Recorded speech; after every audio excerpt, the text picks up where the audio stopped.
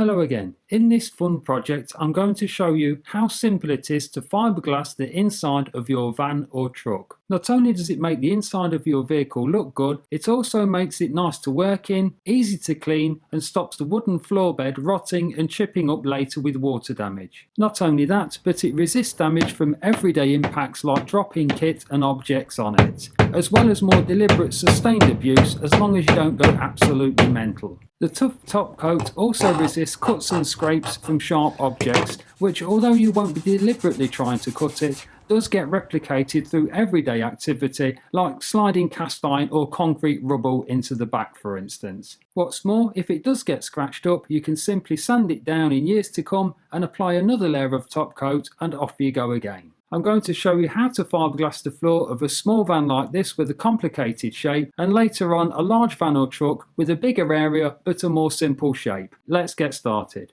This is the interior of the first vehicle we will tackle, in this case a Vivaro van. And I know the interior plywood looks dirty and oil soaked because it was. I was doing this as a favour for a friend, and rather than relining the van with either new OSB 3 sterling board or plywood, he degreased it with expensive solvents and a jet washer, and it literally took a week to dry afterwards.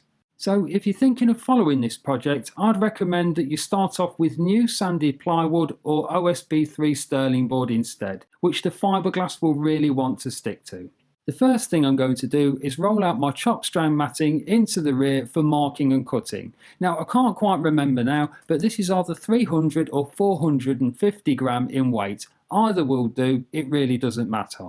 Now I've moved it to the left hand side of the van and I'm just fitting it the same way you would a carpet. It marks and cuts easily with a decent carpentry pencil and some scissors. Complicated curves are easy to cut into chop strand matting, as are any cutouts for the steps. Here I've rolled out another length, ensuring there's an overlap of about 50mm, and the two feathered edges should help make this join hard to see later. With that done, I've effectively laid a fitted carpet of CSM and weighted anything down that may blow about with anything I could get my hands on at the time, and we're now ready to get started. What I'm going to do now is mix some fiberglass resin. And rather than showing you that at the moment, I'll make that video available separately at the end of the video, the iCards, and in the description bar if you want to take a look. With the resin mixed, we can start laminating the floor down, and for that we're just going to need three simple tools: a thin roller, a small hand roller, 100 to 150mm will be fine, and a cheap disposable 2-inch brush.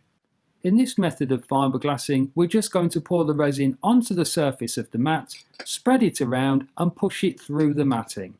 The fastest tool for this is a resin roller, and a small roller like this moves the resin around quickly and quite accurately too. When the resin is sitting just under the surface of the matting, the amount is correct. For dry spots, just add more resin and move it around again, pushing it through the matting with the roller. To get to the edges, pour some more resin near the dry spots, load it onto the brush and paint it into the details. Any pools of resin left over at the end can be moved into the dry matting with the roller in a moment. If you like, you can also work from the bucket with the brush directly, but it does tend to drip resin about a bit this way.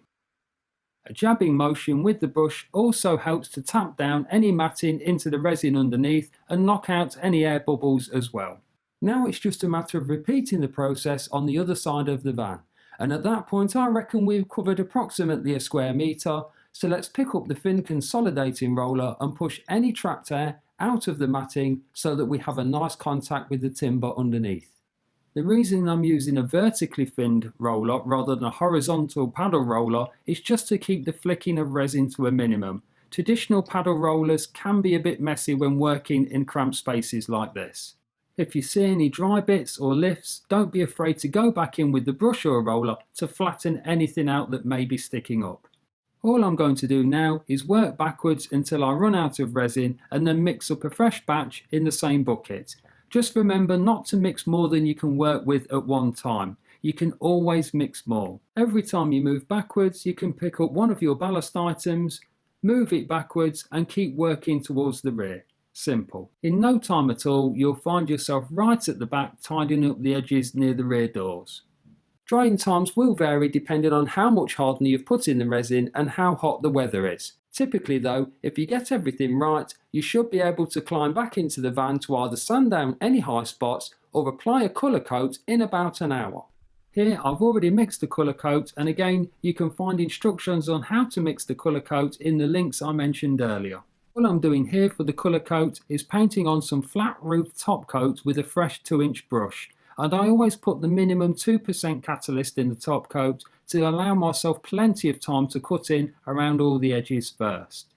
As you can see, all I'm doing really is painting the details that the roller will struggle to reach when we finish the floor in a moment. Now, you may have noticed that the plywood walls and some panels have also been fiberglassed. Because those are relatively low impact areas, all I've done is painted them in the same manner as the floor. I haven't used any matting on the walls, just some light grey roofing top coat, and again it's remarkably hard wearing. With the cutting in done, you can pour some puddles of top coat onto the floor and roller them out. I find working with about a mugful at a time works well. What you're looking for is a coverage of about 1mm in depth in a nice even coating, so you're not aquaplaning on too much top coat or skimping so that it becomes hard work or the matting is too visible.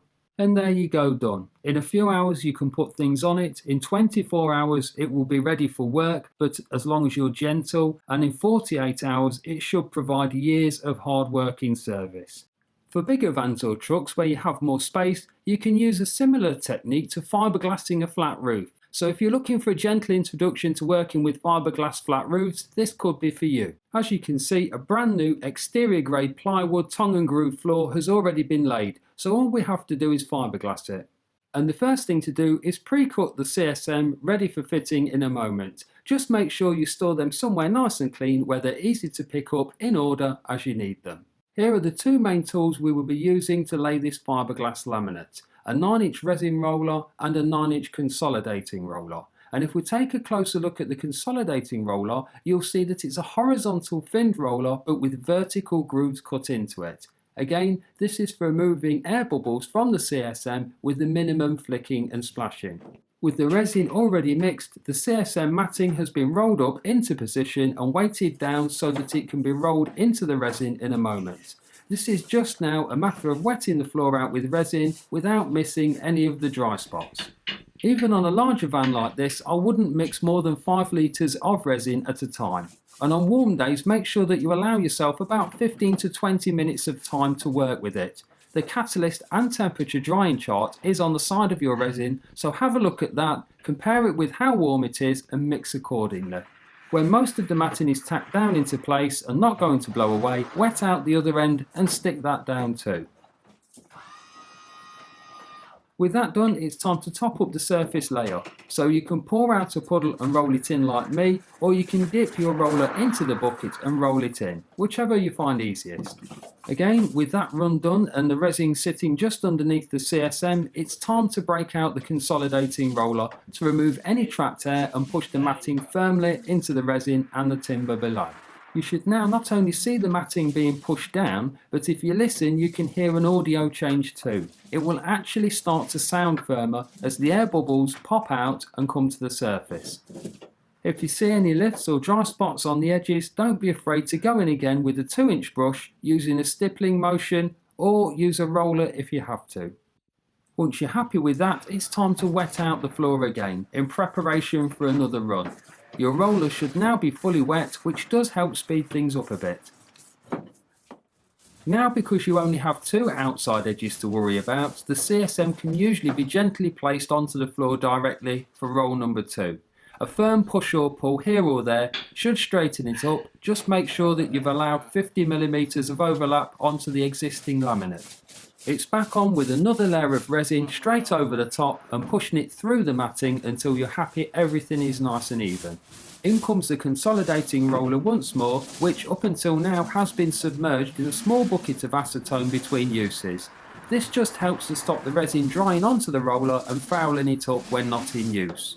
When you need it again, just lift it out of the acetone, then shake or spin off any residue and carry on using it. Now repeat this process until you've worked your way once again right to the rear doors. And with a 2-man team like this, that shouldn't take very long at all. Now's a good time to clean up any tools like the consolidating roller with acetone ready for use on another job later on.